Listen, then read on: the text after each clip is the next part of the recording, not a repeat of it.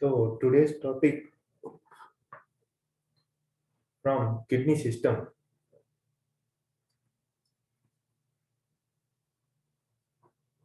is glomerular diseases. जो new students हैं please अपने नोट्स साथ के साथ बनाते रहिए। ओके, अगर कोई भी प्रॉब्लम या कोई डाउट है तो आप चैट सेक्शंस में डाल सकते हैं।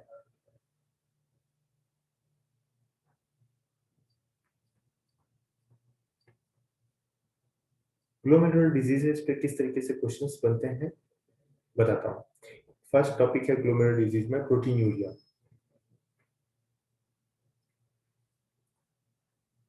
Proteinuria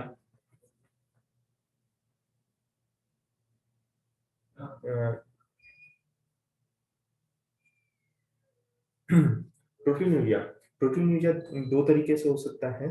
first is the glomerular due to the glomerular diseases due to the glomerular diseases, and second due to the tubular diseases. Tubular diseases. Glomerular diseases. Glomerular diseases uh, develops due to the defect in the filtration barrier. Filtration barrier. Just hold a second.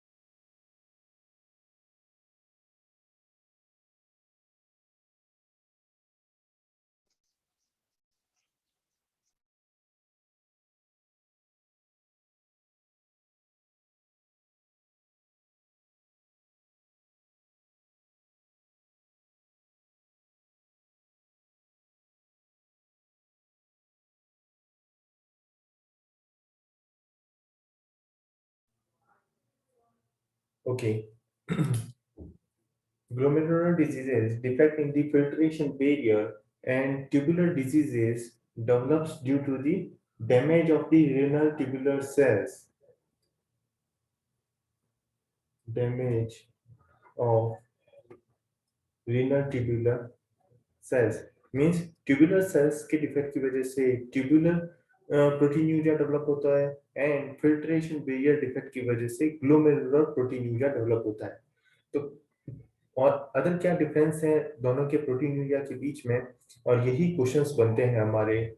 First, proteinuria की range हमारे को पता होनी चाहिए। अगर glomerular proteinuria है तो वहां पे प्रोटीन लॉस ज्यादा मिलेगा, means greater than 2 gram per day. In tubular proteinuria, this range is less than 2 gram per day. But if the range is above the 3.5 gram per day, it ranges denotes the nephrotic range. Denotes the nephrotic range. Nephrotic proteinuria की range कौन सी होती है? Greater then 3.5। But ये दोनों ही range किसको show करती है? Glomerular proteinuria को। अदर डिफरेंस कि यहाँ पे जो प्रोटीनूरिया मिलेगा ग्लोमेरुलर प्रोटीनूरिया में, यहाँ पे mainly albumin urea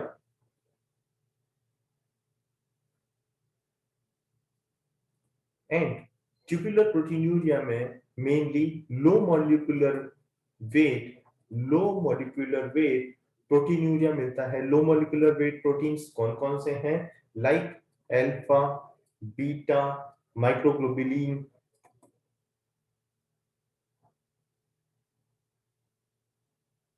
microglobulin plus other are the Tamm Horsfall Tamm Horsfall proteins. Okay, these are the low molecular weight जिनका लॉस या प्रोडक्शन ज्यादा होने लगता है, जिसकी वजह से ट्यूबुलर प्रोटीनूरिया डेवलप होता है। अदर डिफरेंसेस लाइक ये डायरेक्ट क्वेश्चंस हैं, इनमें से कोई भी ऐसा क्वेश्चन नहीं है जो नहीं पूछा जाता है। सारे के सारे क्वेश्चंस ग्लोमेरुलर ट्यूबुलर के टेबल पूछते ही पूछते हैं। ये टेबल कंटिन्यू करते हैं। Albumin upon beta 2 माइक्रोग्लोबिन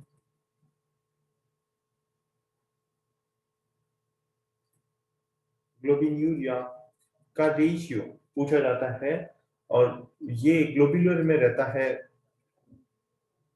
greater than 1000 upon 1 and यही रेशियो ट्यूबुलर में लेस देन 10 अपॉन 1 मिलता है। ओके, इसके अलावा नेक्स्ट है एंड लास्ट है N acetyl glucosamine glucosamine and यहाँ पे एन एसिटाइल ग्लूकोजामाइन की रेंज क्या रहेगी? बिल्कुल नॉर्मल। एंड यहाँ पे क्या मिलेगा हमारे को? Increase, because N acetyl glucosamine ये एक्स्ट्रा नॉलेज के लिए है, बाकी आप डायरेक्ट याद कर सकते हैं। एसिटाइल अगर नॉर्मल है तो denotes the glomerular proteinuria and ranges increase it shows the tubular proteinuria. But knowledge के लिए याद रखिए N acetyl glucosamine it is a large molecular weight protein which cannot be filtered through the glomerulus. Okay, but यहाँ पे क्यों increase हुआ? Due to यहाँ पे पीसीटी सेल्स जो कि हमारे प्रोक्सिमल कन्वोल्यूटेड ट्यूब्यूल सेल्स हैं, तो वहां पे इनका प्रोडक्शन डैमेज होने की वजह से सिक्रीट होने लग जाते हैं, और ये एक्चुअल एंजाइम मिलता है हमारे को पीसीटी सेल्स के अंदर। तो जहाँ पे ट्यूबुलर सेल्स डिफेक्ट होंगी तो वहां से डायरेक्टली सिक्रीट हो जाएंगी, क्योंकि ये मैंने क्या बोला था? लार्ज मॉलिक्यूलर वेट प्रोटीन है। ओके, तो ये सिंपल सा चार्ट आपको याद रखना है। तो अब जो मैंने यहाँ पे बात की थी किसकी?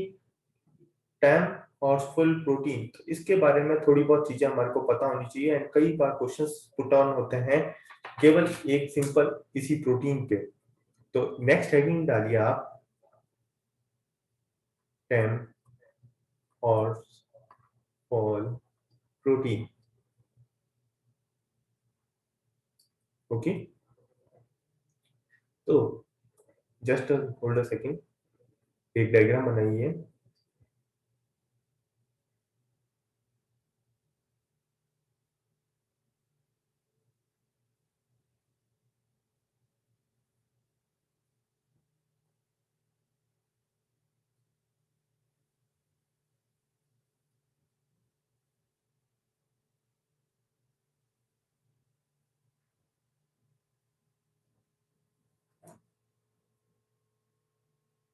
hold a second, I think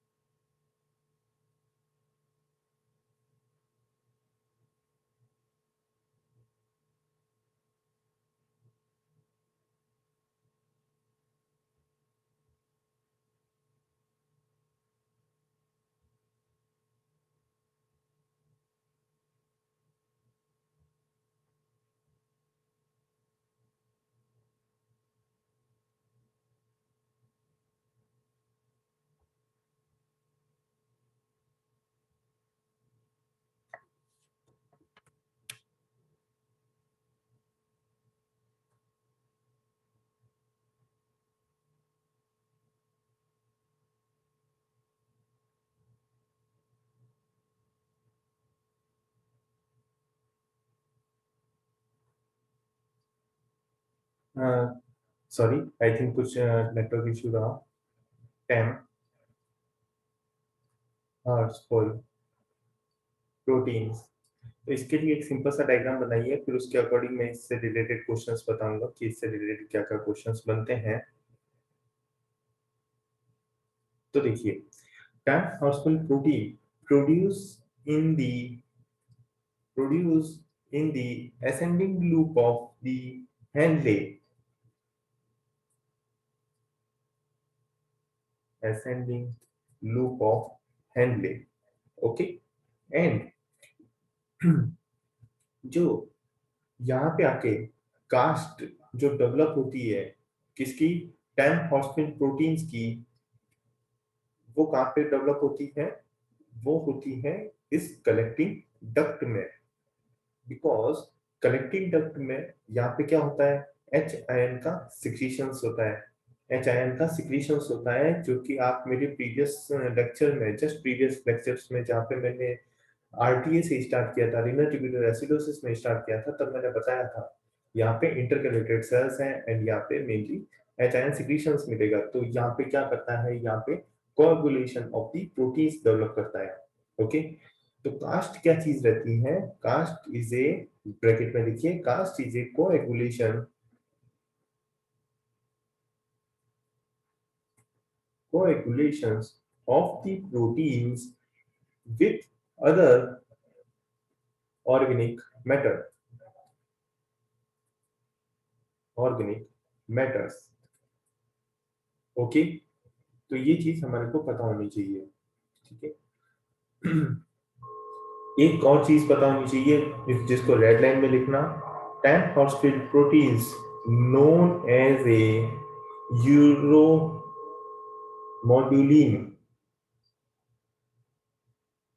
What are the functions of the uromodulin functions?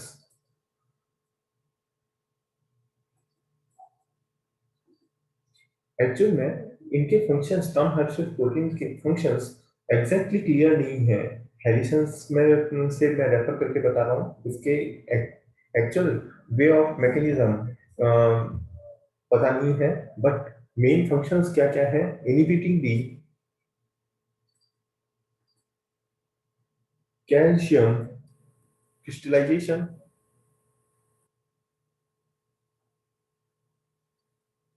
Second is the protect against the UTI, protective way रहता है, protect against the UTI, urine tract infections को प्रोटेक्ट करता है, कैल्शियम क्रिस्टलाइजेशंस को inhibit करता है। तो ये मेन दो फंक्शंस हैं। ये किस तरीके से ब्रेन में काम करता है, ये मैकेनिज्म फुल्ली डायग्नोस्ड नहीं है। ओके, अदर कास्ट कई बार पूछ ली जाती है कि आपको कास्ट पता होनी चाहिए कि कौन कौन सी कास्ट होती है, ठीक है, जिसके अंदर अगर हाइलीन कास्ट है, hyaline cast, hyaline cast made up of only protein, made up of only proteins। RBC cast, RBC caste, and RBC caste shows the it denotes the glomerulonephritis. glomerulonephritis इसी तरीके से हमारा ग्रेनुलर कास्ट रहती है, granular cast. And granular cast भी दो तरीके से रहती है, fine granular cast and coarse granular cast. Okay, जो कि क्या शो करती है, पाइलोनेफ्राइटिस को, पाइलोनेफ्राइटिस। ओके, तो टामहार्स्टन प्रोटीन्स एंड अदर कास्ट के बारे में कई बार क्वेश्चंस पूछे जाते हैं, तो ये स्लाइड आपके लिए बहुत इंपॉर्टेंट है। ओके, तो नेक्स्ट चलते हैं। नेक्स्ट, अब हम नेक्स्ट टॉपिक स्टार्ट करते हैं नेफ्रोटिक सिंड्रोम से। बहुत इंपॉर्टेंट है, कई बार किस तरीके से क्वेश्चंस पूछे जाते हैं हमारे को पता होना चाहिए। Nephrotic syndrome. Okay, nephrotic syndrome का एसेंशियल क्राइटेरिया क्या है? What is the essential criteria of the nephrotic syndrome? तो ये ट्रायंगल है। फर्स्ट, कि यहाँ पे प्रोटीन यूरिया होगा, protein urea means protein loss हो रहे हैं यूरिन से। देन ब्लड में क्या डेवलप होगा? Second thing is hypoalbuminemia. Hypo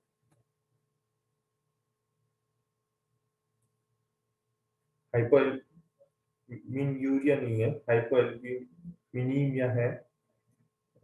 just hold a second.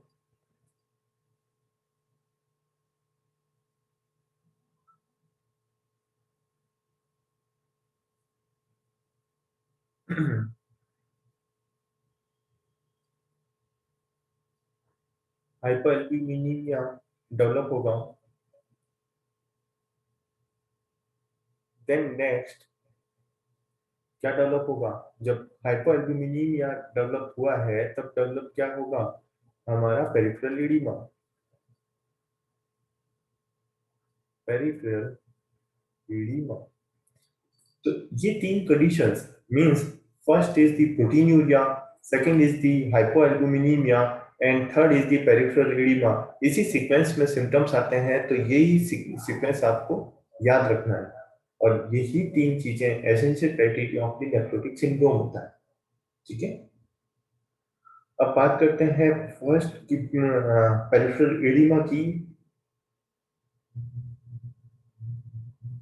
Peripheral oedema, तो यहाँ पे दो मैकेनिज्म रहेगी, प्राइमरी एंड सेकेंडरी। सेकेंडरी किस वे में काम करती है? जब भी हमारा डिक्रीज हुआ है प्लाज्मा सर्कुलेटरी वॉल्यूम, तो आपको पता है, अब जैसे कि नेक्स्ट हम एंडोक्राइन स्टार्ट करेंगे, तब हम एक चाचा और एक चाची को जरूर पढ़ेंगे। वो चाचा चाची कौन है? Renin angiotensin system. Renin angiotensin, aldosterone system. Okay, तो ये एक्टिवेट होने से क्या होगा? यहाँ पे डेवलप होगा सेकेंडरी एल्डोस्टेरोनिज्म। ये चीज आपको क्लियर होगी जब एंडोक्राइन अपन पढ़ेंगे। एंड सेकेंडरी एल्डोस्टेरोन से क्या पता चलेगा? आपको पता है कि एल्डोस्टेरोन का काम क्या है? For sodium and water retention. तो क्या होगा?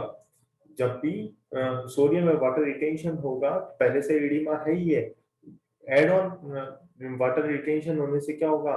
प्लस इफेक्ट आ जाएगा, और क्या होगा?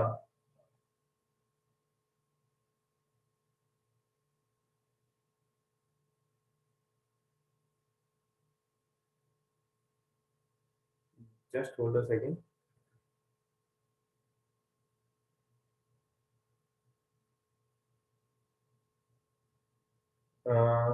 डॉक्टर अभिनय कौन है? प्लीज चैट बॉक्स में अपने नंबर डालें।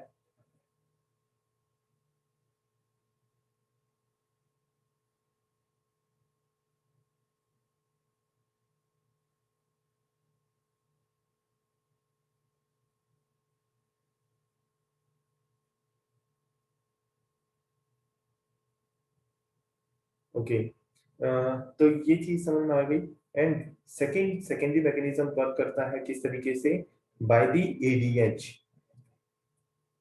हाइपर सिक्रीशंस, क्योंकि पेरिफेरल सर्कुलेशंस कम हो रहा है, वॉल्यूम कम हुआ है, तो वहां पे क्या होगा, ultimately water retention. And water retention से क्या होगा, क्योंकि ये क्यों एक्टिवेट होता है, due to increase the serum osmolarity, haemoconcentration जब भी इंक्रीज होगी, एल्डोस्टेरोन, सॉरी, एरिया सिक्रीशंस बढ़ेगा एंड वाटर रिटेंशन में वर्क करेगा। ओके, देन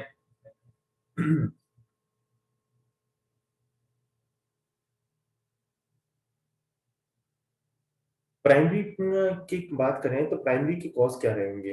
प्राइमरी का फर्स्ट कॉज आपको पता है, hypo albuminaemia.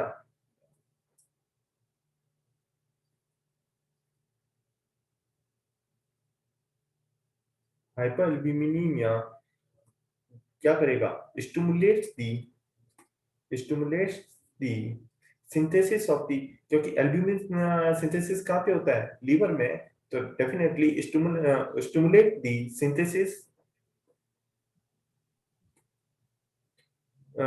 Synthesis capacity of the liver. तो लीवर सिंथेसिस क्या करने लगेगा, albumin, increase the albumin. Mechanism को ध्यान से समझने की कोशिश करना, मे बी आपको एक बार में ये सारी चीजें समझ में आ जाए। मैंने एसेंशियल क्राइटेरिया बताया था, हाइपरएल्ब्यूमिनीमिया, जब भी हाइपरएल्ब्यूमिनीमिया रहेगा तो क्या होगा, सिंथेसिस एक्टिवेट हो जाएगा लीवर का, लीवर ज्यादा प्रोडक्शन करने लग जाएगा, किसका, एल्ब्यूमिन, एल्ब्यूमिन का। Okay, who is,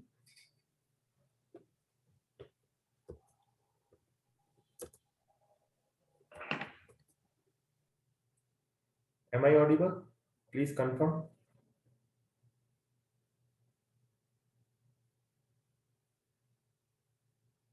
am I audible?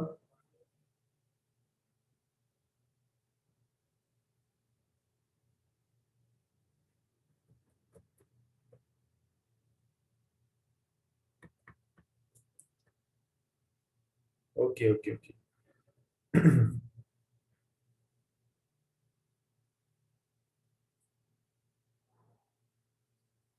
Okay, actually में कुछ स्टूडेंट्स की प्रॉब्लम थी कि उनको वॉइस क्लियर नहीं आ रही थी।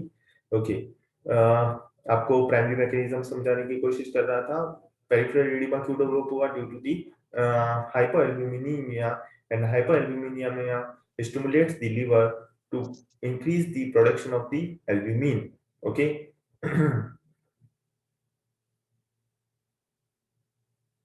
Then second thing is कि लीवर केवल एल्ब्यूमिन का प्रोडक्शन नहीं करता है, वो other proteins like increase the production of the fibrinogen.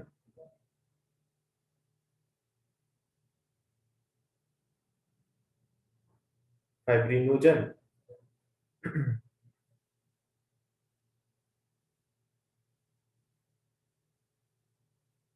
Okay, increase the albumin production with increase the production of the fibrinogen. उससे क्या होगा, देखिए नेक्स्ट पेज पे समझाने की कोशिश करता हूं।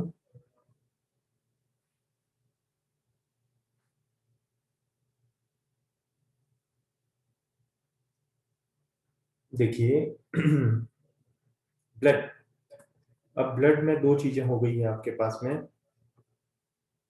ये क्लास 10 मिनट्स में ओवर हो जाएंगी, तो please rejoin immediately after this end of this session with the same ID and password. Okay, अब एक चीज देखिए, ब्लड में हमारा एल्ब्यूमिन इंक्रीज होगा या डिक्रीज होगा, प्लीज चैट बॉक्स में आंसर डालते रहिए।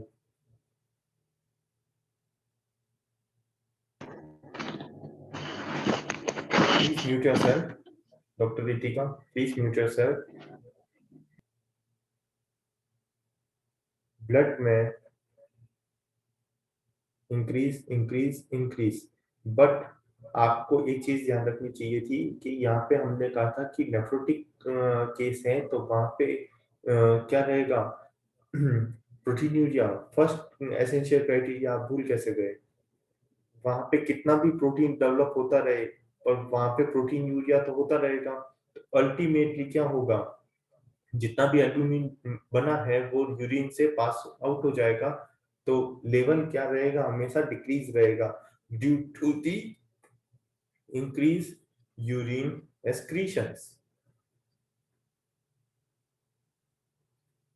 ओके, ये चीज समझ में आई? यस के लिए वाई लिखते जाइएगा, यस के लिए वाई टाइप कर सकते हैं। Okay, then next thing, but एक चीज अदर देन एल्ब्यूमिन क्या प्रोडक्शन इंक्रीज हो रहा था? तो फिब्रिनोजन। तो फिब्रिनोजन फिल्टर नहीं होता है, तो वहां पे ब्लड के अंदर क्या होगा? फिब्रिनोजन लेवल इंक्रीज होने लग जाएगा, बिकॉज फिब्रिनोजन क्या रहता है? Fibrinogen is a large molecular weight protein, large molecular weight protein. Okay, तो ये दो चीज समझ में आई।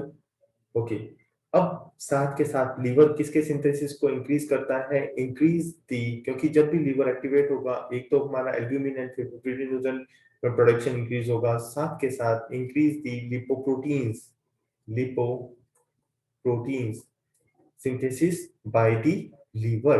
ओके, देन इससे क्या होगा? इससे डेवलप होगा हमारा डिसलिपिडीमिया। इससे क्या डेवलप होगा हमारा? डिसलिपिडीमिया। अब आप कहेंगे सर क्वेश्चन क्या आता है? क्वेश्चन डायरेक्ट पूछा जाता है कि नेफ्रोटिक सिंड्रोम में डिसलिपिडीमिया मिलता है या नहीं मिलता है, तो ये आपको पता होना चाहिए क्यों मिला, इसके पीछे आपको रीजंस भी पता है, और ये ही चीज आपको इंटरव्यू लेवल तक काम आएगी कि वो पूछेंगे आपसे कि नेफ्रोटिक केस में डिसलिपिडीमिया क्यों मिला। तो आपको चीज समझ में आनी चाहिए कि dyslipidaemia in nephrotic syndrome due to the stimulation of the liver, and liver stimulated by the hypoalbuminaemia. Okay, चीज फंडा क्लियर? देन सेकंड चीज is hypercoagulability. Sir sir please ये है जो ना, मतलब प्लीज प्लीज प्लीज, ये जो भी क्वेश्चन है आप अपना क्वेश्चन चैट बॉक्स में डाल दीजिए। ठीक। Hyper coagulations, hypercoagulability develops due to this fibrinogen। Fibrinogen का बेसिक फंडा पता है, कोएगुलेशन का काम करता है, तो हाइपरकोagulability डेवलप होगी। देन हाइपरकोagulability डेवलप हुई मींस कहीं ना कहीं थ्रोम्बोसिस डेवलप करेगा। तो क्वेश्चन क्या पूछा जाता है? Question is the most common site of the thrombosis in the case of the nephrotic syndrome. तो लिखिए question, most common site of the thrombosis, most common site of the thrombosis is, most common site is renal vein, और यही question बनता है। तो जो questions बनते हैं उनको हमेशा स्टार लगा के या इस तरीके से क्वेश्चंस डाल के आप अपने नोट्स को बनाते रहिए।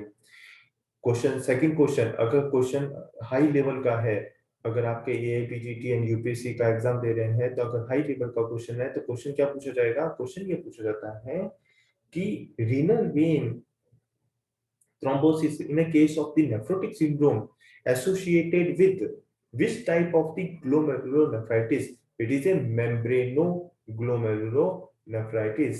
It is a membranoglomerulonephritis type. It is associated with membranoglomerulonephritis।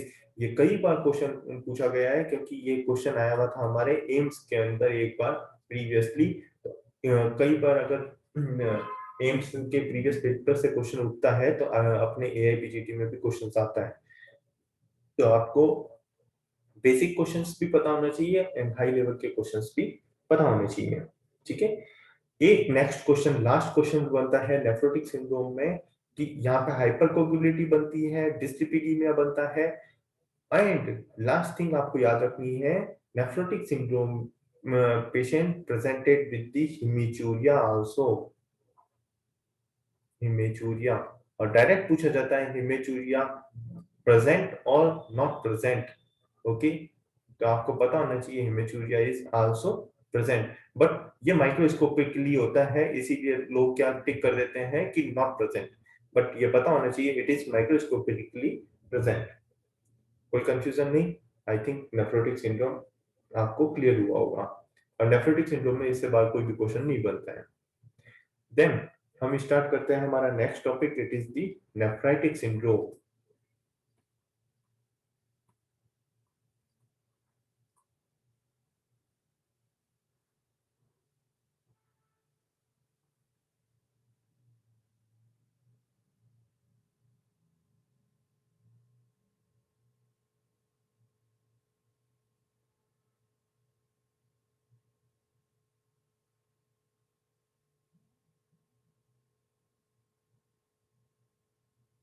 Okay, nephritic syndrome, यहाँ पे जो आपको सिम्टम्स बताए हैं मैंने, या ट्रायंगल बताया है किसका, नेफ्रोटिक सिंड्रोम का।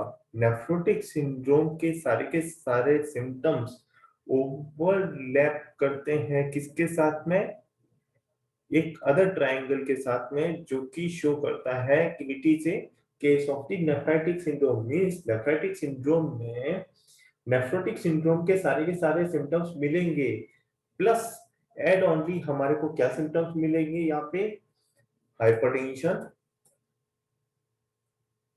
हाइपरटेंशन, ओलिगूरिया या एजोटीमिया,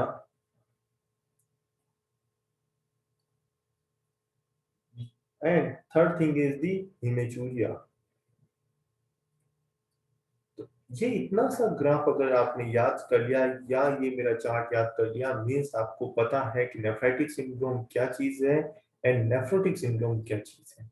ओके, तो डेफिनेटली इस चार्ट से आपको समझ में आ गया होगा। प्लीज चैट बॉक्स में आंसर डालिए कि प्रोटीनूरिया किस में मेजर मिलेगा, हायर प्रोटीनूरिया किस में मिलेगा, नेफ्राइटिक में या नेफ्रोटिक में।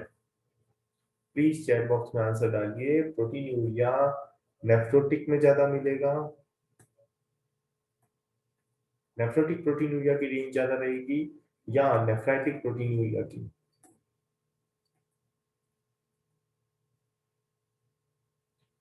वेरी गुड मैनिका, नेफ्रोटिक की रेंज डेफिनेटली हायर मिलेगी, बिकॉज नेफ्राइटिक में क्या मिल रहा है, ओलिगूरिया। तो जहां पे फिल्ट्रेशन कम, तो डेफिनेटली प्रोटीनूरिया भी लेस मिलेगा। ठीक है, अब क्वेश्चन डेवलप होता है नेक्स्ट, कि आपको पता होना चाहिए कि प्रोटीनूरिया दो तरीके का होता है, कौन कौन से, selective proteinuria and non selective. अगर पता है आंसर तो प्लीज चैट बॉक्स में आंसर डालिए, what is this selective proteinuria and which is bad, more worse condition। अगर पेशेंट को सेलेक्टिव प्रोटीनूरिया है तो वर्स कंडीशन है, या नॉन सेलेक्टिव प्रोटीनूरिया है तो वर्स कंडीशन है, selective, non selective proteinuria, which is worse, and what is the difference between the selective proteinuria and non selective proteinuria? Selective proteinuria where only and only albumin is lost, albumin is lost, but in non-selective proteinuria कुछ भी